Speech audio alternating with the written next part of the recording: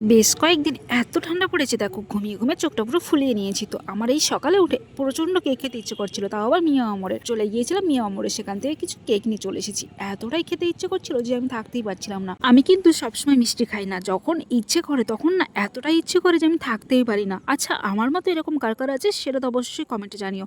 আর চলো প্যাকেটটা খুলে দেখি এর মধ্যে কি কি কেক নিয়ে এলাম। আমার তো আর লোভ সামলাচ্ছিল না, চলো ফটাফট ওপেন করে ফেলি। আমার এতটা পরিমাণ খেতে ইচ্ছে করছিল, দেখো আমি 6 রকমের কেক নিয়ে চলে এসেছি। এর মধ্যে রয়েছে বাটার স্কচ, যেটা আমার খুব ফেভারিট, আমি যখনই যাই তখন এটা অবশ্যই খাবো। আর রয়েছে white forest, black forest, blueberry crush, red velvet. আরেকটা সাদা মতো যেটা রয়েছে ওটার নামটা আমি কিছুতেই মনে করতে পারছি না, ওটা ছিল আমার দিদির পছন্দের। এর মধ্যে আমি বাটার স্কচ আর ব্লুবেরি ক্রাশের ভাগ কাউকেই দিইনি, আর সবগুলো থেকে একটু একটু করে খেয়েছি। আমরা টোটাল 4 জন মিলে এটা ভাগ করে খেয়েছি। ভালো লাগলে একটা লাইক করে দিও।